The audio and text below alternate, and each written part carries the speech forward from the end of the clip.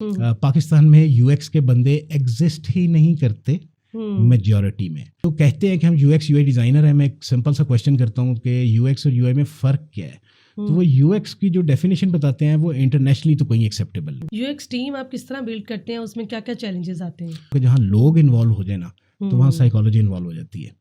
और ये मैंने बड़ा महंगा लर्न किया था, 25 लाख का लॉस किया था कि तो वो प्रोजेक्ट में रातों जब उन्हें लगा कि प्रोजेक्ट बहुत ज़्यादा बढ़ रहा है तो 6 लोग एक ही रात में इकट्ठे कंपनी को छोड़ के चले गए। जर्नी के बारे में बताएं, आप कैसे यहाँ तक आए और क्या क्या चैलेंजेस आए आपको लाइफ में? It's a very different journey. तो कुछ प्रोजेक्ट्स ऐसे थे जिसमें हमें डिज़ाइनर्स की ज़रूरत थी। तो मुझे ये रियलाइज़ हुआ कि जो अच्छे इदारों के पढ़े हुए डिज़ाइनर हैं वो या तो उनके दिमाग ख़राब है और या हमें अच्छे डिज़ाइनर्स ही अवेलेबल हैं। यूएक्स स्ट्रेटेजी क्या है और इसका बिजनेस में क्या रोल है? यूएक्स स्ट्रेटजी को समझने के लिए इससे पिछली लेयर जानना ज़रूरी है जो कि यूएक्स विजन है। आपने बच्चों के झूलों में वो सीसा देखा है जहाँ पे बच्चे वो ऐसे एक जगह पे प्ले करते हैं तो एक जगह वो नीचे और ऊपर होते हैं। बैलेंस का गेम है। बैलेंस का गेम है। तो आप ये समझिए कि 2 बॉल पड़े हुए हैं एक सीसा में और सीसा बड़ी थिन सी लेयर पे खड़ा है। अच्छा। और एक तरफ बिजनेस गोल्स हैं, एक तरफ यूज़र गोल्स हैं। हम ह्यूमन इस दुनिया में होमोसेपियंस के नाम से एग्जिस्ट करते थे, ये तब से है। स्टार्ट विद द प्रॉब्लम कि प्रॉब्लम कितना बड़ा है जिसको आप सॉल्व करने जा रहे हैं, otherwise it will be not a UX. तो पहली मर्तबा लावा आया, उससे कुछ गोश्त गला हुआ मिला, उन्होंने वो खाया और वो डाइजेस्ट हो गया। दे फाइंड कि हम अब आग लावे के करीब जाएंगे तो जब वो आएगा आप उबल के मर जाएंगे। देन दे स्टार्ट डिस्कवरिंग कि आग कैसे जलाई जाए चिंगारी के साथ। That was the first innovation based on the problem's solution. So it's a complete UX. तो अभी आपने AI की बात की जी, आपको लगता है कि AI के आने से ये जो ह्यूमन वर्किंग है ये खत्म हो जाएगी? पॉसिबल ही नहीं है। अच्छा, दुनिया में ना इंसान रिप्लेस करता है, यानी इंसान ने जानवरों की नस्लें खत्म कर दी हैं। ये दुनिया का सबसे बड़ी थ्रेट इंसान है। अच्छा, अब तो हम देखते हैं मार्केट में इतने कोर्सेज आ गए हैं, हर कोई कोर्स दे रहा है कि यूएक्स यूआई का कोर्स कर लें, ये फलां वाला वो वाला ये कोर्स कर लें, 6 महीने का कोर्स करें और आपको गारंटीड आपको जॉब मिल जाएगी, फलां मिल जाएगा। मुझे नहीं लगता कि किसी ने हाँ स्टडी की है इसके बारे में तो कोर्स सेल करें। उसके बारे में आप क्या कहेंगे? कि उनको आप मेरे साथ बिठा दें और मैं कुछ क्वेश्चन ऐसे पूछूंगा यूएक्स के हवाले से जिनसे आपको पता चलेगा कि इनको यूएक्स का खुद कितना पता है। मतलब आप चैलेंज करते हैं उनको? चैलेंजिंग एवरीवन कि जो इस पे बात करते हैं, अगर किसी को इसके बारे में पता हुआ। अस्सलाम वालेकुम ख़वातीनो हज़रात, welcome to our new podcast episode. मैं हूं आपकी होस्ट रिदा और मेरे साथ हैं आज बहुत ही special guest mister Zulqarnain Ansari, CEO of Pakistan first UX design studio, Stanford qualified business mentor, design teacher और प्रोफेशनल यूएक्स स्ट्रेटजिस्ट भी हैं। आइए इनसे बात करते हैं, उनको वेलकम करते हैं अपने पॉडकास्ट में। अस्सलाम वालेकुम सर। वालेकुम अस्सलाम। कैसे हैं आप? अल्हम्दुलिल्लाह, बिल्कुल ठीक ठाक। माशाल्लाह से इतना आपका पोर्टफोलियो है, अगर मैंने कुछ मिस कर दिया हो तो प्लीज़ आप उसमें ऐड ऑन करें। मिस तो शायद 20 साल है, इट्स 2 डेकेड्स, तो उसमें काफ़ी कुछ शायद मैं भी मिस कर जाऊं, लेकिन अगर मैं कुछ चीज़ें बताऊं तो इट्स 68 सर्टिफिकेशंस। ये एशिया में शायद ही किसी के पास हों, जहां तक मुझे पता है किसी के पास नहीं है। टॉप मोस्ट सर्टिफिकेशन जो है वो स्टैनफोर्ड यूनिवर्सिटी की है, इट कॉस्ट $19,000, सो वो मैंने की थी। उसके बाद मल्टीपल राउंड्स डिज़ाइन थिंकिंग है, ह्यूमन सेंटर्ड डिज़ाइन है, इवन 3D है, माया है, वीडियो एनिमेशंस हैं, SEO की सर्टिफिकेशंस हैं और डेवलपमेंट की है। सो इट्स माशाल्लाह, ये तो ऐसे पाकिस्तान में हमारे तो इतना टैलेंट है। सबसे पहले तो हम आपके बारे में जानेंगे, आपकी जर्नी के बारे में जानेंगे, आपकी एजुकेशन के बारे में जानेंगे, अपनी जर्नी के बारे में बताएं, आप कैसे यहाँ तक आए और क्या क्या चैलेंजेस आए आपको लाइफ में? अच्छा, मेरी जो जर्नी थी यहाँ पे वो it's a very different journey. Like it started as a developer. Development के लिए, डेवलपमेंट में भी ख़ास डेवलपमेंट, मैंने हार्डवेयर डेवलपमेंट किया था, चिप प्रोग्रामिंग की थी, रोबोटिक्स इंजीनियर था I was. So 1999 I stepped into the computer sciences field. अभी डॉस जिंदा था, विंडोज़ 98 थी और इस तरह के काम हमने किए थे। फिर हमारे सामने ट्रांजिशंस हुई, VB6 आया, .NET आया, Java, Oracle, these were some of the tools जो जैसे मैं यूज़ करता था, लैंग्वेजेस का इस्तेमाल करता था। वहाँ पे कुछ ख़ास टाइम ऐसा है जहाँ हमें डिज़ाइन में मूव करना था। अगर मैं इस पर्टिकुलर गोल पे बात करूँ अपने कैरियर में, तो कुछ प्रोजेक्ट्स ऐसे थे जिसमें हमें डिज़ाइनर्स की ज़रूरत थी और वो डिज़ाइनर्स हमें मिले, कि मैं नाम नहीं लूँगा, बहुत अच्छी एजुकेशनल इंस्टीट्यूट्स के। अच्छा। तो मुझे ये रियलाइज़ हुआ कि जो अच्छे इदारों के पढ़े हुए डिज़ाइनर हैं, वो या तो उनके दिमाग ख़राब है, और या हमें अच्छे डिज़ाइनर्स ही अवेलेबल नहीं है। स्पेशली डिज़ाइनर्स को डेवलपमेंट की कंस्ट्रेंट्स का नहीं पता। ये 2001 की बात हो रही है, 2001 और 2। So I jumped into the design field just because कि मुझे वो डिज़ाइन करने हैं, कि मैं खुद करके देखता हूँ। अच्छा। बट मेरा माइंडसेट एक डेवलपर का था, तो वो तमाम चैलेंजेस जो एक डिज़ाइनर को डेवलपर से आते हैं वो मेरे में थे। तो मुझे वो डिज़ाइनर अच्छे नहीं लगते थे, मुझे लगता था वो झूठ बोलते हैं। कोई ऐसा डिज़ाइनर हो जो डेवलपर की बात को समझते हुए डिज़ाइन तैयार करे। समझते हुए डिज़ाइन तैयार करे। और डिज़ाइनर कहता था कि कोई ऐसा डेवलपर हो जो हमारे डिज़ाइन पे एम्पैथी दिखाए। अच्छा। तो मैं जब डिज़ाइन की फील्ड में आया तो डिज़ाइन ने पूरी तरह मुझे बदल दिया, ग्रिप कर दिया अपने अंदर। अच्छा, या मुझे मतलब इट वाज, मुझे लगा मैंने अपनी ज़िंदगी के 5 साल ज़ाया कर दिए हैं। सो मैं रेडी था अपने 5 साल और 5 साल का एक्सपीरियंस और 3 साल की एजुकेशन को छोड़ने के लिए कि मैं डिज़ाइन में मूव करूँगा। बट ये ऐसा डिज़ाइन नहीं होगा कि जस्ट एक टूल सीख लिया और फोटोशॉप में आ गए या कोरल ड्रा में आ गए। सो मैं उसके लिए सर्टिफिकेशन करूँगा, मैं उसके लिए इंस्टीट्यूट्स की सर्टिफिकेशन करूँगा, और ये इस तरह के नॉर्मल कॉलेजेस के छोटी मोटी सर्टिफिकेशंस नहीं, अब प्रॉपर सर्टिफिकेशंस जो अथेंटिक हों और रिमोट हों, ऑनलाइन हो और फिजिकल भी हों। सो वो मैंने सर्टिफिकेशंस की and it changed my life. और मैंने फिर डिज़ाइन के वो काम किए जो नॉर्मली लोग स्टार्ट में करते हैं, पर मैंने डेवलपमेंट के बाद किए, लाइक स्केचिंग, पेंटिंग, स्कल्पचर, ये तमाम चीज़ें मैंने बाद में की। So that was my shift.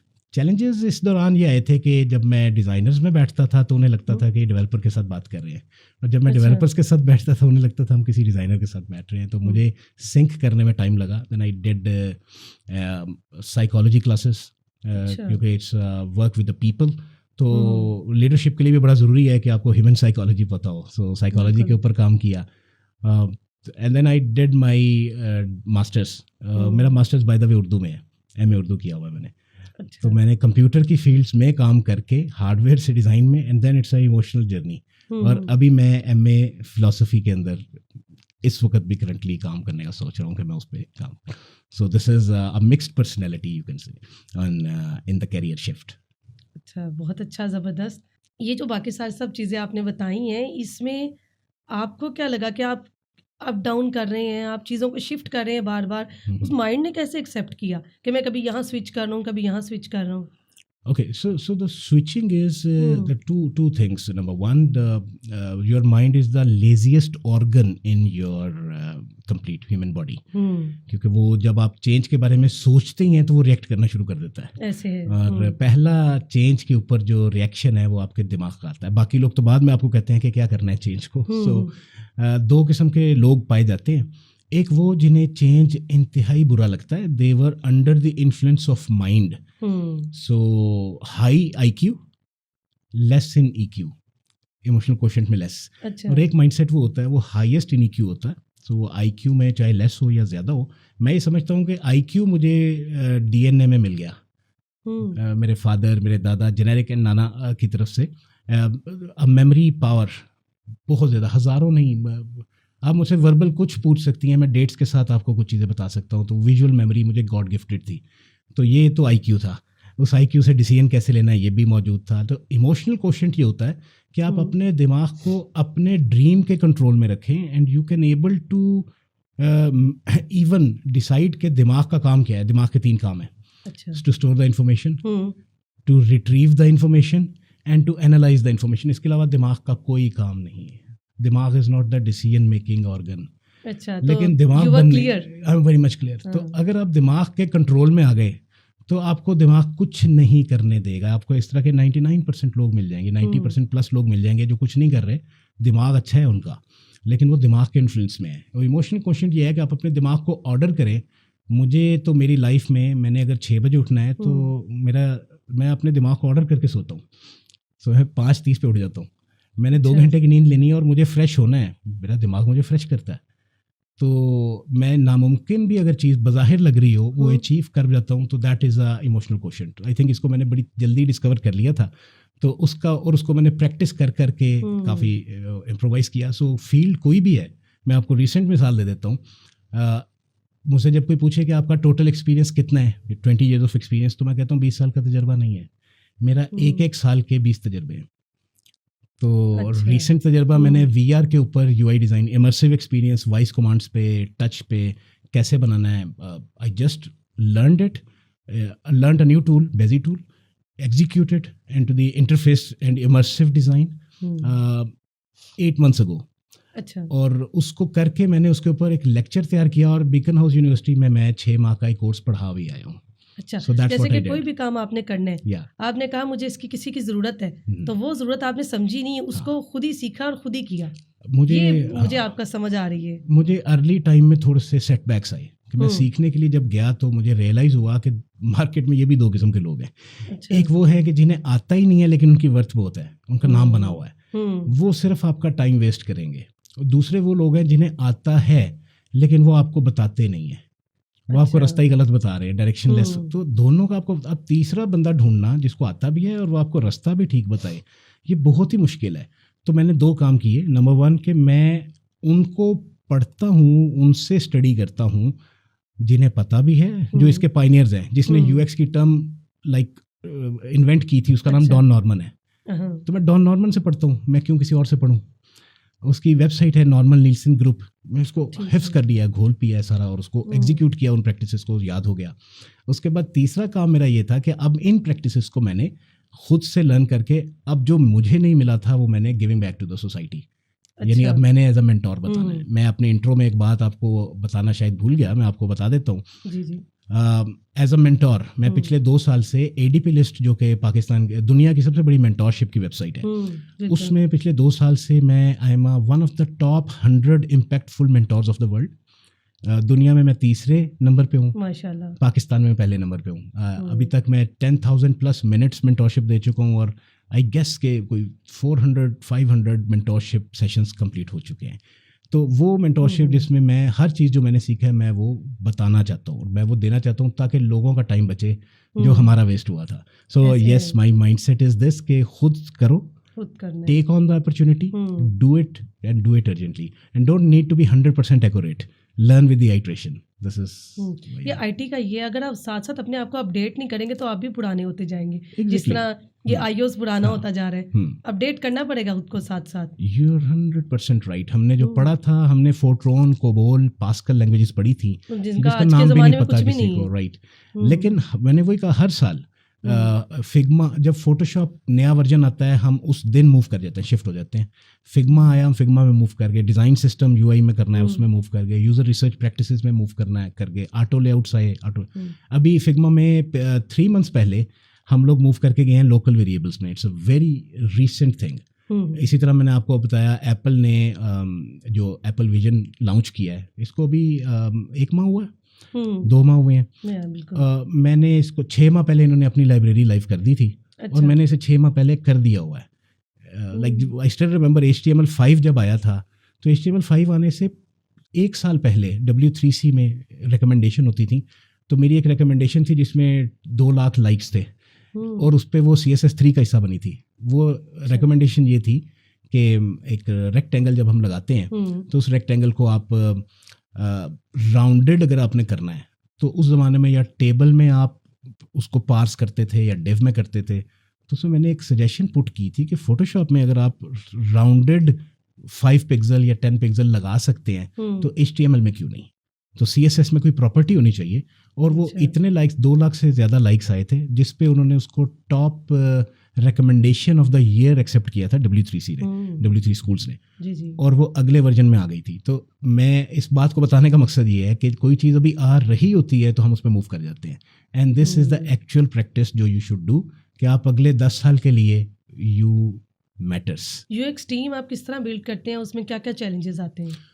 हाँ, दैट्स अ टीम बिल्डिंग। अच्छा, सबसे पहले इसको सवाल को ले आते हैं टीम बिल्डिंग पे, फिर आते हैं UX बिल्डिंग पे, फिर इस पे आते हैं कि इसको कैसे सवाल के 3 हिस्से करते हैं। तो टीम बिल्डिंग का एक हल्का सा मैं हिंट आपको दे चुका हूँ कि जहाँ लोग इन्वॉल्व हो जाए ना, तो वहाँ साइकोलॉजी इन्वॉल्व हो जाती है। मुझे रियलाइज़ हुआ अपने अर्ली कैरियर में, नहीं मिड कैरियर में, और ये मैंने बड़ा महंगा लर्न किया था, 25 लाख में लर्न किया था मैंने। अच्छा। 25 लाख का लॉस किया था। एक प्रोजेक्ट था, नाम ले लेना चाहिए, GPO का प्रोजेक्ट था, पोस्टल लाइफ इंश्योरेंस। लॉस में आपको गेन नहीं हुआ? ये गेन हुआ, ये लेसन जो भी आपको बता रहा हूँ ये गेन हुआ। अच्छा।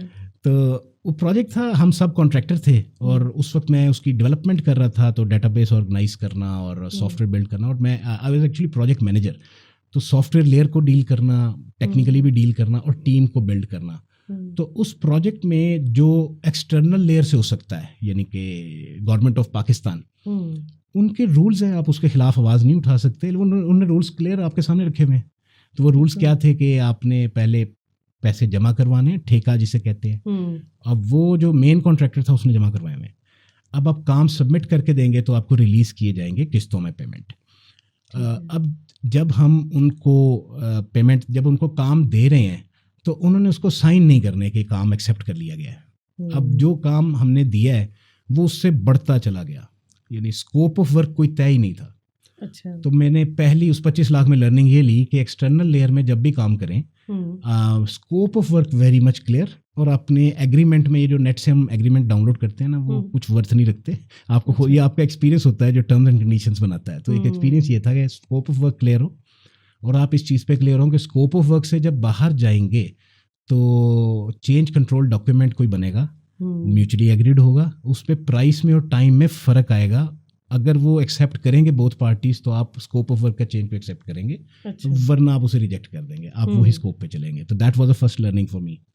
वो प्रोजेक्ट जो था वो एक छोटा प्रोजेक्ट नहीं था, बड़ा कॉम्प्लेक्स प्रोजेक्ट ही था। लाइफ इंश्योरेंस की डील बनानी थी, बट उसके अंदर ह्यूमन रिसोर्स मैनेजमेंट भी आ गया, अकाउंट सिस्टम भी आ गया, सो हर सिस्टम ऐड होता चला गया। तो कंप्लीट ERP की तरफ चले गए हम।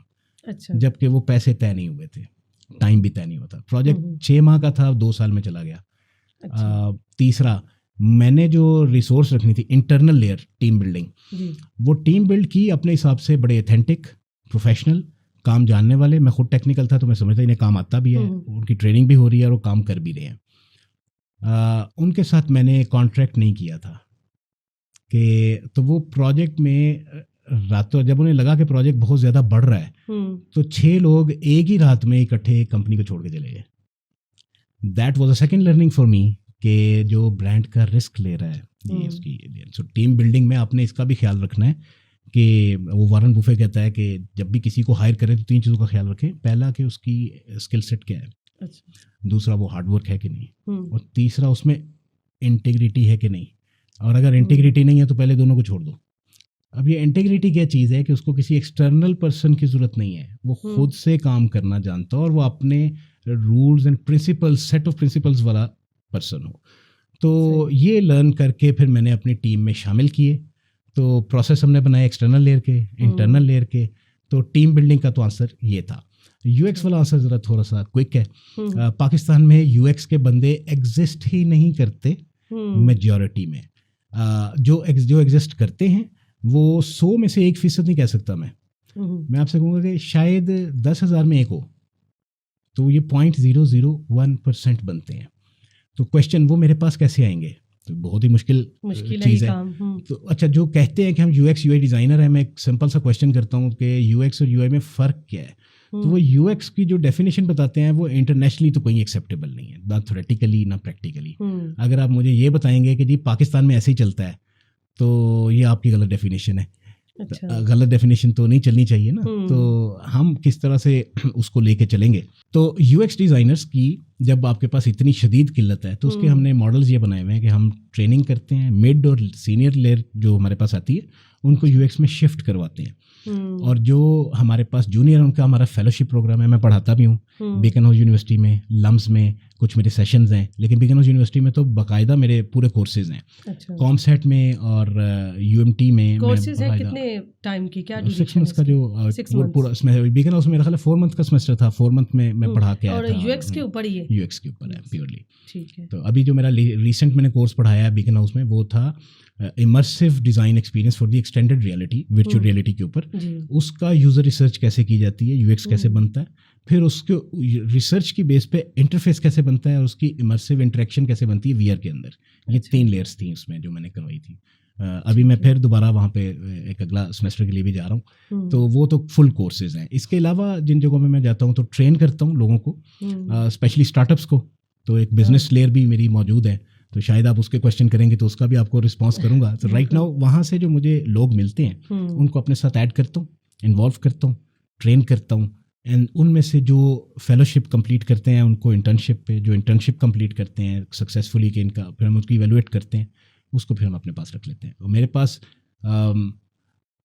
जो एवरेज टाइम पीरियड है वो कम से कम लोग 5 से 6 साल तो टिकते हैं।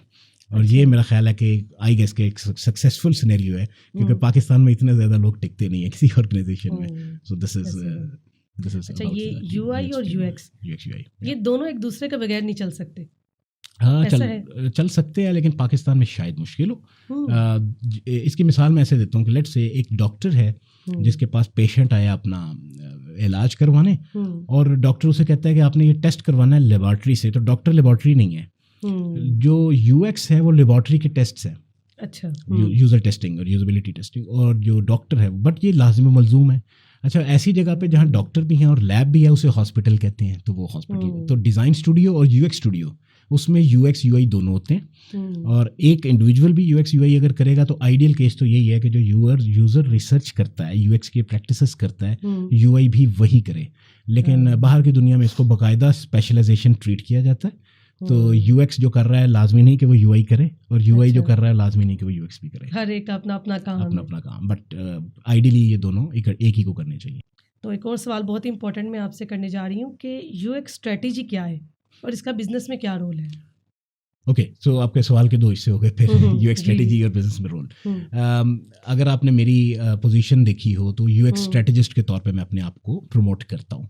सो यूएक्स स्ट्रेटेजिस्ट का काम यूएक्स स्ट्रेटेजी बनाना। यूएक्स स्ट्रेटेजी एक लेयर पीछे है यूएक्स से, यूजर रिसर्च से पीछे की लेयर है। अच्छा। और यूएक्स स्ट्रेटेजी को समझने के लिए इससे पिछली लेयर जानना जरूरी है जो कि यूएक्स विजन है। सो स्टार्ट करते हैं यूएक्स विजन से। यूएक्स विजन ये होता है कि जब आप किसी भी कंपनी में यूएक्स इन्फ्यूज करना चाहें, यानी उस ऑर्गेनाइजेशन में यूएक्स की मैच्योरिटी लेवल नीची है, कम है या ना होने के बराबर है, तो आप वहाँ पे यूएक्स विजन इन्वॉल्व करते हैं। यूएक्स विजन में आप दिखाते हैं कि आपका इनपुट चैनल्स क्या होंगे, कम्युनिकेशन चैनल्स दूसरे डिपार्टमेंट्स के क्या होंगे, क्लाइंट्स के साथ कैसे करेंगे, आपके प्रोसेस कैसे वर्क करेंगे, आपके गोल्स क्या हैं, और आपका फाइनल आउटपुट क्या होगी, और उसके बाद आप क्या करेंगे। ये यूएक्स विजन है जो आप डॉक्यूमेंट करते हैं एज पर सीएमएम सर्टिफिकेशंस अगर आप करें। यूएक्स विजन के बाद आपका यूएक्स स्ट्रेटेजी का रोल है। स्ट्रेटेजी ये है कि उन गोल्स, उन विजन्स को एग्जीक्यूट कैसे करना है। ये आपकी एग्जीक्यूशन प्लान होता है जिसमें आप बाकायदा लिखते हैं कि ये हमारे टूल्स होंगे, ये प्रोसेस होंगे, प्रोसेसेस को भी डॉक्यूमेंट करते हैं। अगर आप सीएमएम लेवल 3, 4 और 5 लेवल की कंपनी है तो ये मैंडेटरी है कि आप ये करें, आपको आसानी मिल जाती है। अदरवाइज आप स्मॉलर कंपनी है तो भी आपका टाइम सेव ज़रूर करता है। सो ये यूएक्स स्ट्रेटेजी है। बिजनेस के साथ इसका क्या रोल है? अच्छा, पहला इसमें एक और सवाल ऐड कर देता हूँ, शायद वैल्यूएबल ऐड हो। ठीक, बिजनेस का यूज़र के साथ क्या ताल्लुक है? क्योंकि अगर वो समझ आ गया तो बिजनेस गोल, बिजनेस स्ट्रेटेजी और यूएक्स स्ट्रेटेजी भी मिक्स हो जाएगी। आपने बच्चों के झूलों में वो सीसा देखा है जहाँ पे बच्चे वो ऐसे एक जगह पे प्ले करते हैं तो एक जगह वो नीचे और ऊपर होते हैं। बैलेंस का गेम है। बैलेंस का गेम है। तो आप ये समझिए कि 2 बॉल पड़े हुए हैं एक सीसा में, और सीसा बड़ी थिन सी लेयर पे खड़ा है। अच्छा। और एक तरफ बिजनेस गोल्स हैं, एक तरफ यूजर गोल्स हैं। एक तरफ बिजनेस है, एक तरफ यूजर है। अगर आप अपनी प्रोडक्ट, सर्विस या सिस्टम जिस पे भी आप काम कर रहे हैं, डिज़ाइन पे काम कर रहे हैं, अगर आपने बिजनेस पे बहुत ज़्यादा एम्फेसिस कर दिया तो बिजनेस का बॉल नीचे लड़क जाएगा और यूज़र भी उसके ऊपर गिर जाएगा। अगर आपने सारा फोकस यूज़र पे कर दिया तो यूज़र नीचे गिर जाएगा और बिजनेस उसके ऊपर गिर जाएगा। आपने दोनों को बैलेंस करना है। बिजनेस की बातें आपको समझ आएंगी स्टेक होल्डर से, वो आप लिखेंगे असम्पशन मैपिंग में। यूजर्स की बातें समझ में आएंगी यूजर्स से इंटरव्यूज करके और उनकी एक्सरसाइज करके, वो आप लिखेंगे हाइपोथेसिस में। अब असम्पशंस और हाइपोथेसिस का जो गैप है ये वो बैलेंस है जिसे आपने बैलेंस क्रिएट करना है। अगर मैं बहुत ज्यादा कॉम्प्लेक्स नहीं कर रहा तो सिंपलीफाई वर्जन में ये इनको बैलेंस करने का नाम है। आपने बहुत डीपली चीजें समझाई हैं, बहुत डीपली बताई हैं। इतना ये बिजनेस और यूजर का अगर हमें बैलेंस समझ में आ गया तो बिजनेस स्ट्रेटजी समझने के बाद आप यूजर स्ट्रेटजी बिल्ड करते हैं, यूएक्स विजन उसके साथ अलाइन करते हैं बिजनेस विजन के साथ। तो इसका बिजनेस के साथ तो पहला रोल है। अगर आपने यूएक्स की वेन डायग्राम देखी हो तो 3 सर्कल होते हैं। The first circle is business, second circle is people और डिजाइन जो लोगों के साथ आता है, और थर्ड इज टेक्नोलॉजी। तो जो बिजनेस के साथ आता है उसे कहा जाता है वाइबिलिटी। सेकंड जो आपका उसके साथ आता है लोगों के साथ या डिज़ाइन के साथ, वो आता है डिज़ायरेबिलिटी। और तीसरा जो टेक्नोलॉजी के साथ आता है वो आता है फिजिबिलिटी। तो एक अच्छा यूएक्स वो होता है जो बिजनेस वाइज वाइबल हो, पीपल वाइज और डिज़ाइन वाइज डिज़ायरेबल हो और टेक्नोलॉजी वाइज फिजिबल हो। इनमें से एक लेयर ख़त्म कर दें वो यूएक्स ख़त्म हो जाएगा। तो यूएक्स बिजनेस के साथ ऐसे आता है, अलाइन होता है और सिर्फ थ्योरेटिकल नहीं, आप बाकायदा डॉक्यूमेंट करते हैं। यूएक्स स्ट्रेटेजी एक लिविंग डॉक्यूमेंट है जो आइट्रेशन के साथ चलता है और थ्रू आउट यूएक्स के प्रोसेस में आप चलाते हैं आइडियल केस सिनेरियो में। यूएक्स तो आपको हर जगह अप्लाई कर सकते हैं, होता है। अगर आप अप्लाई ना भी करें तो ये लाशौरी तौर पे होता है। Let me tell you an example. UX को अप्लाई करने के कुछ प्रोसेस हैं, कुछ फ्रेमवर्क हैं। तो एक फ्रेमवर्क है ह्यूमन सेंटर्ड डिज़ाइन। जब से हम ह्यूमन इस दुनिया में होमोसेपियंस के नाम से एग्जिस्ट करते थे, ये तब से है। तो it is a problem solving. Start with the problem कि प्रॉब्लम कितना बड़ा है जिसको आप सॉल्व करने जा रहे हैं, otherwise it will be not a UX. वो प्रॉब्लम किन लोगों को है, उन लोगों को उस प्रॉब्लम किस पर्टिकुलर टच पॉइंट पे है, हर वक्त वो प्रॉब्लम नहीं होगा, और उस पर्टिकुलर टच पॉइंट के पॉसिबल सॉल्यूशंस क्या हैं। अगर आपने इन चीज़ों को स्टडी कर लिया तो ये यूएक्स है। तो ये कंप्यूटर से भी निकल गया, ये हर फील्ड में है, ये हमारी ज़ाती ज़िंदगी में है। जब इंसान ने पहली मरतबा ये डिस्कवर किया कि वो उसके दांतों की साख्त ऐसी है कि वो पत्ते और फ्रूट्स के वेजिटेबल्स के अलावा गोश्त भी खा सकता है, लेकिन वो गोश्त उसका मैदा डाइजेस्ट नहीं कर रहा। तो पहली मरतबा लावा आया, उससे कुछ गोश्त गला हुआ मिला, उन्होंने वो खाया और वो डाइजेस्ट हो गया। दे फाइंड कि हम अब आग लावे के करीब जाएंगे तो जब वो आएगा आप उबल के मर जाएंगे। देन दे स्टार्ट डिस्कवरिंग कि आग कैसे जलाई जाए चिंगारी के साथ। That was the first innovation based on the problem's solution. So it's a complete UX. तो UX हमेशा से है, हर सिचुएशन में है, हर कल्चर में है और हमेशा रहेगा जब तक ह्यूमन जिंदा रहेंगे। सही है। और ये जो आपने टीम्स की बात की थी ना, कि हर एक की अलग-अलग टीम होती है, मार्केटिंग की अलग है, डेवलपमेंट की अलग है, तो टीम्स कैसे मैनेज करते हैं आप? Okay, so as a CEO अगर कैसे मैनेज करना है तो उसका तो एक अलग एज योर एक्सपीरियंस। हाँ, एज माई एक्सपीरियंस, अगर आपके पास एक डिपार्टमेंट है और दूसरे डिपार्टमेंट आपके पेयर लेवल में है, तो आप कोलैबोरेशन चैनल और कम्युनिकेशन चैनल स्ट्रेटजी बनाते हैं, वो यूएक्स विजन में, यूएक्स स्ट्रेटजी में। अच्छा। और उसमें ये पता चलता है कि इक्वल लेवल से काम कैसे करते हैं। Let me tell you one thing, UX उन ऑर्गेनाइजेशंस में कामयाब होगा जहां पे ये जवाबदेह हो सी लेवल को सिर्फ। अच्छा। अगर आपने अपने यूएक्स को किसी सी लेवल के नीचे के डिपार्टमेंट में लाइक बिजनेस डेवलपमेंट मैनेजर और बिजनेस एनालिस्ट और प्रोडक्ट मैनेजर के अंडर रख दिया, ये कभी कामयाब नहीं हो सकता, क्योंकि आपकी थ्योरी और है, उनकी थ्योरी और है। थ्योरी का जब थ्योरी से कन्फ्लिक्ट आएगा, एवरीवन स्टार्ट एज्यूमिंग कि आप बैकआउट करेंगे, आप बैक ऑफ होंगे। अच्छा। अगर आप बैक ऑफ होंगे तो गलत यूएक्स की वजह से कोई नुकसान होगा तो उसके जिम्मेदार आप हैं। ऐसा है। तो इसीलिए जो सिनेरियो है, रियल केस सिनेरियो, ये सी लेवल के अंडर होगा। तो ये परफेक्टली पेयर बेस पे चल जाएगा, कोलैबोरेशन में, कम्युनिकेशन में। आप दूसरों की बात समझेंगे एम्पैथी के साथ, अपनी बात भी एम्पैथी पे समझाएंगे और लॉजिकली बात करेंगे। That's a one part. ठीक है। एज अ सीईओ अगर मेरे अंडर सारे डिपार्टमेंट्स हैं तो मैं आपको मजेदार बात बताता हूँ कि मेरा टाइटल कंपनी में CEO and chief design officer है। अच्छा। That title is my chief design officer के डिजाइन का ये सी लेवल है। हमारे पास जब कभी कोई क्रॉस ओपिनियंस आएंगे, जब कभी कोई डेव, और तो हम वहाँ पे डिज़ाइन की बात यानी कि यूज़र की वॉइस को हमेशा ऊपर रखेंगे। So this is how I balance it. मैं आपके एक्सपीरियंस में से, आपकी लाइफ में से कुछ आपके साथ हुआ हो जो आपको अभी तक याद हो कि ये मेरी जर्नी थी, मैंने इस टाइम पे ये स्टार्ट किया था, तो मेरे साथ ये एक्सपीरियंस हुआ जो मैं आगे सबको बताना चाहता हूँ कि ये गलती ना करें। ओके, तो गलतियाँ, काफ़ी गलतियाँ ऐसी हैं जो मैं चाहूँगा कि लोग ना करें। पहली गलती तो जो मुझे लगता है वो ये है कि अपने जहन को फिक्स्ड ना कर दें, फिक्स्ड माइंडसेट ना हो आपका। मैंने काफ़ी अरसा अपने जहन को फिक्स्ड माइंडसेट करके रख लिया, तो वो ग्रोथ माइंडसेट का बिल्कुल ऑपोजिट होता है। तो फिक्स्ड माइंडसेट कहीं पे, अच्छा एक और आपको एक शेर सुनाता हूँ इकबाल का, कि वो जाहिल गिर गया सजदे में जब वक्ते क़याम आया। सजदे का जो टाइम होता है तब सजदा ज़रूरी है, क़याम के टाइम पे क़याम ज़रूरी है। तो जब आपको जुल्मत के ख़िलाफ़ क़याम करना है तो उसको सजदा नहीं करते, उसके ख़िलाफ़ खड़े होते हैं। और जब आपको सजदा करना है खुदा के हुजूर तो वहाँ क़याम नहीं करते, वहाँ सजदा करते, सरेंडर करते हैं। सो सिमिलरली फिक्स्ड माइंडसेट वहाँ ज़रूरी है जहां आपने कुछ डिलीवरेबल देना है किसी स्पेसिफिक टाइम पीरियड के अंदर, मेजरेबल रिजल्ट्स जो आपने अचीव करके देने हैं, तो उस मौके पर आप अपने आप को फिक्स्ड कर सकते हैं, क्योंकि उसके बाद फिर आप अपने आप को आइट्रेट कर सकते हैं, चेंज कर सकते हैं, और ये लाजमी है और अच्छा है, इससे बेनिफिट ज़्यादा होता है। उस मौके पे अगर आप ग्रोथ माइंडसेट को रखेंगे तो आप रिजल्ट टाइमली डिलीवर नहीं कर सकेंगे। और ग्रोथ माइंडसेट आपका तब ज़रूरी है कि आप अपने लाइफ में मज़ीद चेंज होते जाएं।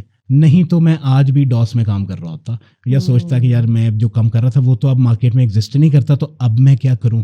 सो ये मेरी टिप है पहली, कि ये मेरी गलती थी कि मैंने काफ़ी अर्सा फिक्स माइंडसेट रखा कि मुझे यही करना है, मैं इसके अलावा कुछ नहीं करूंगा। लेकिन उसके बाद मैंने मज़ीद उसके अंदर डाइवर्ज और कन्वर्ज किया कि इसके अंदर और क्या पॉसिबिलिटीज़ हैं। That is a growth mindset. दूसरा मैं ये कहूँगा कि फाइंड द मेंटोर्स। मुझे मेंटोर्स मिले हैं, ऐसा नहीं है कि मुझे मेंटोर्स नहीं मिले। इसी तरह हम अवेलेबल हैं एज अ मेंटोर। आपको आर्टिफिशियल इंटेलिजेंस के बारे में कुछ पता करना है तो I am not the right person, find the right mentors. UX के बारे में पता करना है, I am the right person. Business के बारे में पता करना है, I am the right person. So find the mentors. मैंने अपने टाइम पे पहले तो मेंटोर मिले नहीं, उसके बाद जब मेंटोर एग्जिस्ट करते थे तो मैं उनसे मिला नहीं। दैट वाज जिससे मेरा टाइम सेव हो सकता था। बाद में मिले तो टाइम सेव हुआ। तो ये मैं पर्टिकुलर नाम लेना चाहूँगा शाहिद खान साहब का। शाहिद खान लम्स में मिले थे हमें। Is not that Shahid Khan मूंछों वाले, नो, एक और शाहिद खान है, डिज़ाइन के एक्सपर्ट हैं, यूएक्स के, कैलिफोर्निया से। तो उनसे मेरा ताल्लुक़ बना, एक हफ्ते का ताल्लुक़ था, लेकिन आज तक मेरे साथ वो कांटेक्ट में है। उन्होंने मुझे डायरेक्शन दिखाई कि ह्यूमन सेंटर्ड डिज़ाइन की मेंटोरशिप भी हो सकती है, and you can be a business mentor and you can be a human. तो मेरे जहन में पहली मरतबा आया कि ये भी करना चाहिए। सो मैं वहाँ से मूव हुआ। तो ये है, जब आप मुख्तलिफ लोगों से मिलते हैं आपका एक्सपोजर बढ़ता है। So see the people, see the world, don't be a only fixed mindset, choose your mindset type based on the circumstances and the situations. And last thing is always believe that you can do. मुझे ये first year में नहीं पता था, लेकिन उसके बाद अल्हम्दुलिल्लाह ये रहा। तो ये गलती ज़रूर थी मेरी शुरू की। अच्छा, तो अभी आपने एआई की बात की जी, आपको लगता है कि एआई के आने से ये जो ह्यूमन वर्किंग है ये खत्म हो जाएगी? पॉसिबल ही नहीं है। हाँ, एक मैं आपको, एआई इतनी तेजी से बढ़ रहा है। हाँ, वो काम जो इंसानों के थे ये करके देना है, डिजाइन बना के देना है, बिल्कुल ठीक, वो एआई बना के दे रहे हैं। बिल्कुल ठीक। अच्छा, दुनिया में ना इंसान रिप्लेस करता है, यानी इंसान ने जानवरों की नस्लें ख़त्म कर दी हैं। ये दुनिया का सबसे बड़ी थ्रेट इंसान है। तो इंसान को रिप्लेस करना फिलहाल लॉन्गर पॉसिबल ही नहीं नजर आता। अब मैं आपको हिस्ट्री की एक मिसाल देता हूँ और अपनी ज़ाती ज़िंदगी से एक मिसाल देता हूँ, उससे आपको एक ग्रेजुअली समझ आ जाएगा। अगर आप डिटेल से जानना चाहें तो डॉन नॉर्मन की टॉक है कि will AI ends all the field और नॉट। तो ये डॉन नॉर्मन की 1 घंटे की टॉक है, आप इसमें ज़रूर डिटेल से देखिएगा। हिस्ट्री से मैं आपको मिसाल देता हूँ कि जिस शख्स ने दर्जियों के लिए मशीन बनाई थी कपड़े सीने वाली, उसको दर्जियों ने कत्ल कर दिया था। अच्छा, बिकॉज उनको एक थ्रेट फील हुई कि हम लोगों की अब जॉब्स ख़त्म है। कि जो काम हम कपड़े लेते थे और ख़वातीन को इंतज़ार करवाते थे पूरे महीने का, हैंडमेड हर चीज़ चलनी है, वो मशीन ने क्विकली कर दिया काम। तो मशीन काम कर रही है तो हम कहाँ होंगे? आज हर दर्जी ख़त्म हो गया, ये पेशा ख़त्म हो चुका है? ऐसा नहीं है, बल्कि पेशा बढ़ गया है। तो काम बढ़ जाता है, टाइप फ़र्क हो जाती है, बस जॉब की रिस्पॉन्सिबिलिटी आगे बढ़ जाती हैं। ट्रेडिशनल और क्लासिकल से एक स्टेज आगे चले जाते हैं आप। अच्छा, दैट इज़ व्हाट हैपेंड। अब मैं आपको अपनी लाइफ में बताता हूँ। एक कंपनी में, अगेन नाम लेने बगैर, लेकिन जो उस कंपनी के लोग इस पॉडकास्ट को देख रहे होंगे वो 100% समझते होंगे कि मैंने एक सजेशन दी थी कि वहाँ पे डिज़ाइन कुछ इस तरह से बनता था कि एक स्टैंडर्ड 5 पेजेस की वेबसाइट, उसका डिज़ाइन जो है वो 1 वीक डिज़ाइनर लेता था, 1 वीक HTML CSS वाला लेता था, टेबल में डिज़ाइन बनते होते थे। तब QA वाला फीडबैक और आइट्रेशन ये इंटरनेट एक्सप्लोरर 5 में नहीं चल रहा, ये विंडोज़ 95 में नहीं चल रहा। इस तरह की QA होते थे कि जी हमारे यूज़र के पास तो अभी 95 भी है, 98 भी है। तो वो 1 वीक वो ले लेते था आइट्रेशन और फीडबैक, 3 वीक्स। अब इन सारी सिचुएशन को एंजॉय कर रहे थे डेवलपर्स। जब फ्रंट एंड आया ना, मतलब एक तो उन्होंने ये चीज़ साबित की हुई थी कंपनी में कि हमें जो काम आता है वो और किसी को नहीं आता। अच्छा। जिसको मैं हमेशा टेक्नोलॉजिकली ब्लैकमेलिंग कहता हूँ, क्योंकि मैं भी ये चीज़ें समझता हूँ। तो वो काम पता है कितना था, आपने HTML CSS पकड़ी, उसके ऊपर वेरिएबल डाले, डेटाबेस के साथ कनेक्ट किया और उसके आगे लगा दिया company ID is equal to 127 और CSS की फाइल ये होगी, HTML ये होगी, और जहाँ पे आपके कोड है यहाँ पे जॉब लिस्टिंग आएगी, जॉब लिस्टिंग का मॉड्यूल पेस्ट किया है वहाँ पे। इट्स हार्डली, अगर आप अच्छे डेवलपर हैं तो ये काम आधे घंटे से 1 घंटे का है। अगर आप बुरे डेवलपर हैं तो ये 1 दिन का है। अगर आप बहुत ही बुरे डेवलपर हैं तो फिर तो ये कभी होना ही नहीं आपसे। तो वहाँ पे सीनियर डेवलपर्स इस चीज़ को कहते थे कि जी हमारा होल्ड है और हम इस चीज़ को बड़ा अच्छी तरह समझते हैं, तो हमारा काम ये तकरीबन 2 दिन का है। अच्छा। और पूरी कंपनी में एक इंटरनल चीज़ थी कि designers are unable to understand even, मतलब एक तो टेक्नोलॉजिकली डम्ब है शायद, इनको पता नहीं है, फिर ये फ्रंट एंड वाले भी टाइम ज़ाया करते हैं। So I come up with an idea कि यार I knew the development, I knew the design, और ये रिकर्सिव कर रहे हैं, बार बार रिपीट कर रहे हैं। So I come up with a module के एक विजिट बने जिसमें हम प्री डिफाइंड टेम्पलेट्स बनाएं। That was initial thoughts. आप टेम्पलेट्स में से चुने तो you don't need even the designer, आप डिज़ाइनर बनाएं प्रोसेस बनाने के लिए, ना कि क्लाइंट के डिज़ाइंस बनाने के लिए। क्लाइंट के डिज़ाइन का विजिट आपके मार्केटिंग टीम के पास होगा। अच्छा। वो उन टेम्पलेट्स को सिलेक्ट करेगा कि टेम्पलेट नंबर 178 लेट्स से, उसके बाद वो कहे जनरेट कोड, उसकी फ्रंट एंड जनरेट हो जाए and make it publish, live हो जाए, विद इन 15 मिनट्स एक साइट तैयार है। हम बार बार रिकर्सिव काम कर क्यों रहे हैं? अब इस सारे सिनेरियो में जब मैंने ये प्रेजेंट किया तो पूरी कंपनी में सिर्फ 2 लोग थे जिन्हें ये idea, they love the idea. एक कंपनी का CEO, because he was able to see the business value, the second was the VP, और मैंने कुछ मैथमेटिकल फिगर्स भी रखे थे। एक और टिप आपको देता चलूँ, बिजनेस में बिजनेसमैन को टेक्नोलॉजी की बात नहीं करनी, बिजनेसमैन को हमेशा बिजनेस समझ में आता है। तो बिजनेसमैन से आपने बात करनी है सेविंग की, पैसा कहाँ सेव होता है, टाइम कहाँ सेव होता है, एनर्जी कहाँ सेव होती है, और पैसा कैसे डबल होता है। मैंने ये 4 चीज़ें सामने रख दी कि आपकी इस वक्त करंट टीम का महीने का एक्सपेंस इतना है, एसेट्स का एक्सपेंस इतना है, you are able to produce 1 website in 1 month. 100 websites में आपको 100 महीने लगेंगे। अच्छा। तो ज़्यादा से ज़्यादा आपको ये करने होगा कि करंट टीम को आप 10 गुना कर लें तो 10 महीने लग जाएंगे, लेकिन वो आपका एक्सपेंस 10 गुना नहीं, इससे कहीं ज़्यादा हो जाएगा, क्योंकि आपको नए ऑफिस सेटअप करने पड़ेंगे।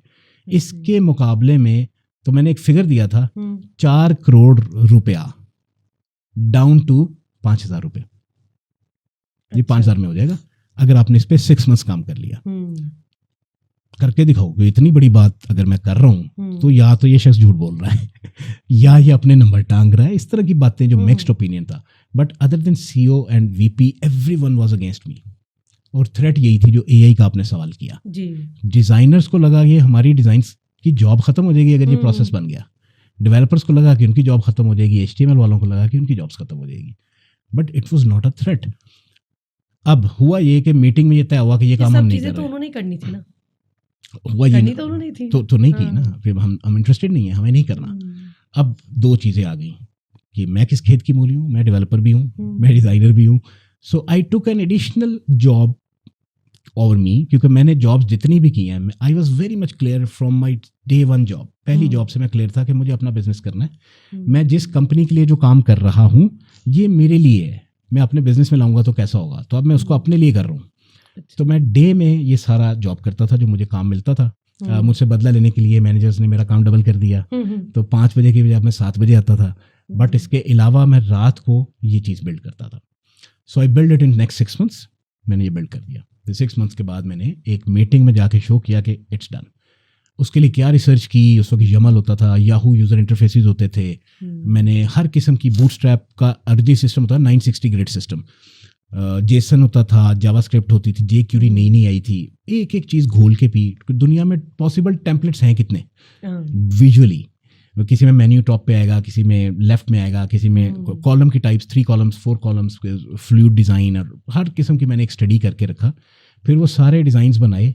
उन डिज़ाइंस के जब हम सेव करेंगे कलर टाइप CSS में वेरिएबल्स, तब वेरिएबल्स नहीं होते थे CSS में बाय द वे, लेकिन मैंने वो भी अडॉप्ट कर लिए। CSS के लिए मैंने अडॉप्ट किया था यमल में था skin.css, font.css, it's a detail about the layout and the gridding. CSS अलग अलग कर दी। अब HTML का कोड सेम रहेगा, CSS चेंज। अब बिलीव करें 1000 टाइप के मेन्यू एक ही HTML से चलते थे। ULLI में मेन्यू है, सिर्फ CSS चेंज किया, मेन्यू कभी लेफ्ट में जा रहा है, कभी 100% में जा रहा है, कभी फ्लूइड हो रहा है। सो दैट वाज, चूंकि एक आइडिया क्लियर था, लेकिन मैं ये आइडिया किसी से डिस्कस ही नहीं कर सकता था क्योंकि ये आइडिया एग्जिस्ट ही नहीं करता था। तो इसके लिए मेरी काफ़ी 6 माह की रातें लगी। जब ये मैंने एग्जीक्यूट कर दिया तो एक तो उस दिन बड़ा अच्छा काम हुआ कि सीईओ ने मुझे उस दिन मुझे फर्स्ट टाइम पता चला कि डिज़ाइन मैनेजर भी बना जा सकता है, क्योंकि मेरी पोजीशन डिज़ाइन मैनेजर की हो गई। That was the first position I got. दूसरा मुझे ये पता चला कि मेरे अंडर डिज़ाइनर्स भी आ गए। अब आप देखें कि बिजनेस लेयर में जो इम्पैक्ट आया, they were able to do the 10 projects in 10 months. इन्होंने आके एक HEC से मुआहिदा किया कंपनी ने कि हम आपके 125 प्रोजेक्ट्स करेंगे। और इन्होंने मुझसे पूछा ये कितनी देर में हो सकते हैं? सो आई सेड 125 आवर्स में। तो मेरे पास अब डिज़ाइन, उससे जितने पैसे कंपनी में आए, जितनी रिटर्न ऑफ इन्वेस्टमेंट हुई इस सारी चीज़ में, और प्रोसेस में कंपनी का तो पैसा लगा ही नहीं था क्योंकि मैंने कर दिया था ये काम और मैंने दे दिया था कंपनी को। तो उसको to somehow to support the designation की सपोर्ट भी थी और मुझे फाइनेंशियली भी उन्होंने कंपलसेट बाद में किया था। I really regard that person and company.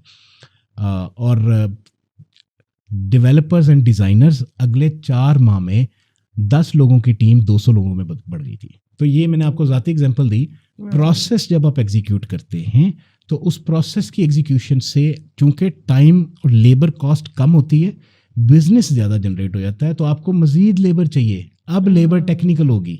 AI के साथ आपका टाइम रिड्यूस हुआ, लेकिन इंसान का जो डिसीजन है वो नहीं रिड्यूस हुआ और इंसान की इनपुट रिड्यूस नहीं हुई। और इंसान उससे जो काम ले सकता है तो होगा क्या कि वो काम जो पहले सालों में होते थे वो महीनों में होंगे, महीनों के दिनों में होंगे, अब घंटों में होना शुरू हो जाएंगे। लेकिन दुनिया की स्पीड भी उसी तरह बढ़ जाएगी। हम होमोसेपियंस इंसान कभी भी एक स्पीड से नहीं रहे, तो हमारी स्पीड बढ़ जाएगी, उस किस्म के रिसोर्सेज चाहिए होंगे और एक नई दुनिया खुलेगी। अच्छा, अब तो हम देखते हैं मार्केट में इतने कोर्सेज आ गए हैं, हर कोई कोर्स दे रहा है कि UX UI का कोर्स कर लें, ये फलां वाला वो वाला, ये कोर्स कर लें, 6 महीने का कोर्स करें और आपको गारंटीड आपको जॉब मिल जाएगी, फलां मिल जाएगा। मुझे नहीं लगता कि किसी ने स्टडी की है इसके बारे में तो कोर्स सेल करें। उसके बारे में आप क्या कहेंगे?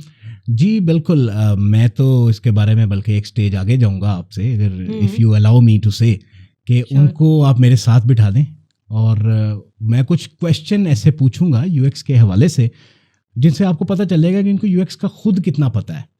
किसी को बताने के लिए ना बहुत लाजमी है कि आप खुद उसके साथ कितना इंगेज हैं, आपका बैकग्राउंड कितना है और आपने कितना टाइम उसको दिया हुआ है। डोंट टेल मी कि आपने इंटरनेट से स्टडी किया, कुछ आपने 4 चीज़ें पढ़ी हैं और उसके बाद आपने लोगों को आगे एक्सप्लेन कर दी हैं कि आपको पता है उसके बारे में। ना तो आपने थ्योरी अमेरिका की अगर है तो वो उस कल्चर के लिए ठीक थी, इस कल्चर में उसके कल्चरल इम्पैक्ट क्या थे। तो मैं ये कह रहा हूँ कि उन्हें थ्योरी तक नहीं पढ़ी हुई, और अगर थ्योरी पढ़ी है तो उसके कल्चरल इम्पैक्ट्स हैं क्या, उनको पता है लोकल चैलेंजेस को कैसे डील किया जाता है, लोकल कल्चरल प्लेस कैसे किए जाते हैं। सो फिर दोबारा मेरा दावा है उन्हें बिठाए मेरे साथ, मतलब आप चैलेंज करते हैं उनको। चैलेंजिंग एवरीवन कि जो इस पे बात करते हैं, अगर किसी को इसके बारे में पता हुआ तो मैं उसके साथ हैंडशेक करना चाहूँगा और मैं अप्रिशिएट करूँगा कि यार पाकिस्तान में ये लोग एग्जिस्ट करते हैं। बट टिल डेट मुझे 3 लोगों के नाम पता है। अच्छा, सिर्फ 3 लोग जो कि इस पे काम करें। एक कराची में है, एक इस्लामाबाद में है और लाहौर में मैं हूँ। कि हम लोग UX के बारे में डीपली ना सिर्फ स्टडी करते हैं, पढ़ते हैं, सर्टिफाइड है और उसको एक्सपीरियंस भी करते हैं। और हम लोग अभी तक इस तरह से बेचते नहीं हैं इसे। मतलब फेक कोर्सेज से होशियार रहे। आपको पता हो कि कोर्सेज क्या है, कोर्सेज का और इस पे यूज़र कैसे पता कर सकता है। कोर्स की आउटलाइन देखें और उस आउटलाइन को टैली करें जिन्होंने UX को इन्वेंट किया था। अच्छा। डॉन नॉर्मन नील्सन ग्रुप, मैं पहले भी बताता हूँ, NNG, आप इसको फाइंड कर लें नेट पे। सो एक तो स्कूल ऑफ थॉट सबसे बड़ा UX का नॉर्मन नील्सन ग्रुप है, that's a one thing. Second सबसे बड़ा ग्रुप जो है वो है स्टैनफोर्ड यूनिवर्सिटी का, जिसे हम IDEO कहते हैं। तो IDEO को आप स्टडी कर लें। अगर इन दोनों से मुझे कोई पैसे नहीं मिल रहे क्योंकि ये खुद भी पैसे चार्ज नहीं करते, ये फ्री हैं। आपने बहुत से स्टार्टअप्स को मेंटोरशिप दी है और पाकिस्तान को सेंटर ऑफ इनोवेशन कहा जाता है जी, क्या ये बात सच है? अच्छा, आपके सवाल ही काफ़ी इंटरेस्टिंग है कि क्या ये सच है। मेंटोरशिप तो मैंने बहुत से स्टार्टअप्स को दी है, चाहे वो इंक्यूबेशन सेंटर्स हैं या एक्सेलरेटर सेंटर्स हैं। इवन ब्रिटिश एम्बेसी में जो उनका इंक्यूबेशन सेंटर है, मैं वहाँ पे भी स्टार्टअप मेंटोर के तौर पे जाता रहा हूँ। पाकिस्तान को सेंटर ऑफ इनोवेशन, अभी रिसेंट में आपको मिसाल देता हूँ। आपको पता है कि इस वक्त जो आपके दुनिया के बिलियनियर्स हैं वो कहाँ पे इकट्ठे हैं? हमारे पड़ोसी मुल्क में एक शादी पे, और वो वहाँ पे कहते हैं कि वो सेंटर ऑफ इनोवेशन है। तो वो बात ऑथेंटिक भी है।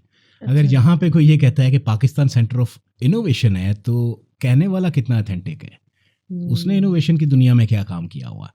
सो मैं एज अ मेंटोर स्टार्टअप पे, हमारा एक प्रोजेक्ट भी था जिस पे हमने ये सारी डिस्कवरी की थी, तो हमें जो इंटरेस्टिंग इंसाइट्स नज़र आई हैं, जो इंटरेस्टिंग इसलिए कि डाटा शॉकिंग है।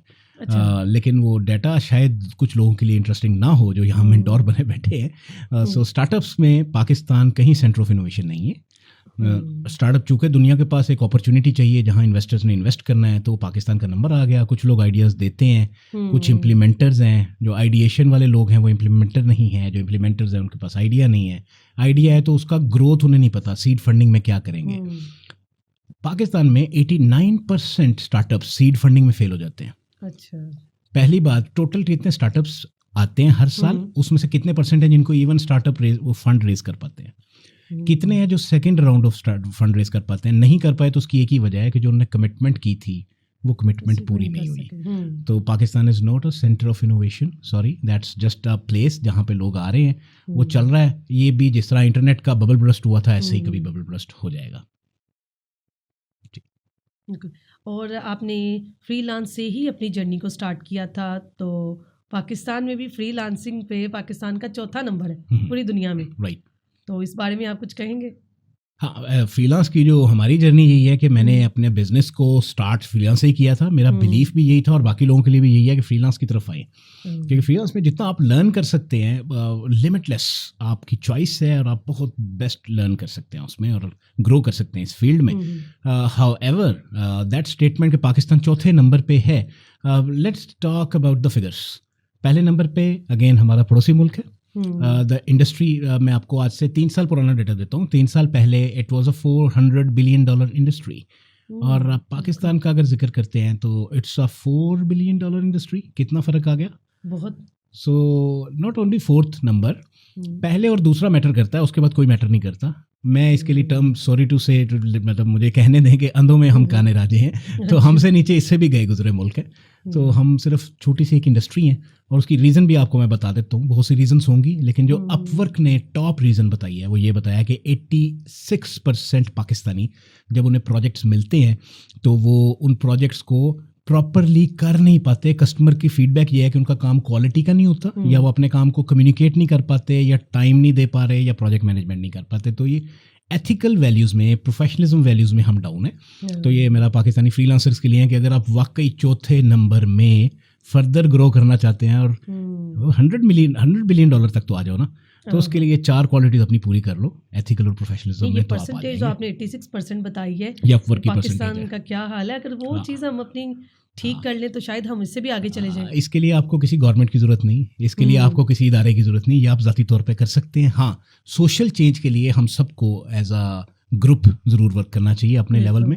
जो गवर्नमेंट का टेयर ऐड होगा, बाकी लोग अगर इसमें प्रॉपरली कंट्रीब्यूट करें तो हम $400 बिलियन से भी आगे जा सकते हैं, ये मेरा दावा है। इंडिया से आगे जा सकते हैं, हम हमारे पड़ोसी मुल्क से आगे जा सकते हैं। सो आप इस चीज़ के ऊपर ज़रूर देखें, लेकिन राइट नाउ जो हम कर सकते हैं वो $100 बिलियन की एक इंडस्ट्री को जाएं। So this is my take on that. अच्छा, मैंने बहुत से एड्स देखे हैं सोशल मीडिया पे कि आप हमारे से कोर्स करें, हम आपको फ्रीलांस काम सिखाएंगे, अपवर्क पे काम सिखाएंगे और काम दिलवाएंगे भी, राइट। तो लेकिन उनकी जर्नी वहीं पे रुक जाती है। काम सीखने के बाद उनको आगे उस तरह काम मिलता ही नहीं है जिस तरह की कमिटमेंट की जाती है। ठीक, अच्छा, बहुत बहुत अच्छा। मैं इसमें अगर अपना फ्लेयर ऐड करूं कि जो मैंने अपना एक्सपीरियंस किया, बहुत से इंटरनेशनल फ्रीलांस प्लेटफॉर्म्स में मैं और मेरी कंपनी अभी भी टॉप फ्रीलांसर्स और टॉप रेटेड हैं। We are still doing that business out of there. तो उसमें पिछले 5 साल से जब इस पे बहुत ज़्यादा बूम आया और ये दावे शुरू हुए कि हम आपको कोर्सेज करवाएंगे और आप दुनिया चेंज कर देंगे, उन दावों में सदाकत भी नहीं थी। और एक और कोटेशन अगर मैं आपको, आप यू कैन रिलेट दैट, कि ये एक स्टेटमेंट दी जाती है कि आपको इवन लर्न भी नहीं करना, आपको फ्रीलांस में सिर्फ ये देखना है कि कम्युनिकेट कैसे करना है, प्रपोजल कैसे लिखना है, काम आप पकड़े और किसी और से करवा लें। इसको ना हम डीलरशिप कहते हैं, इसको हम फ्रीलांसर नहीं कहते। तो चूँकि अगर आप काम डिपेंडेंट हो गया दूसरों के, तो कैसे करेंगे? इसका नतीजा पता है क्या निकला?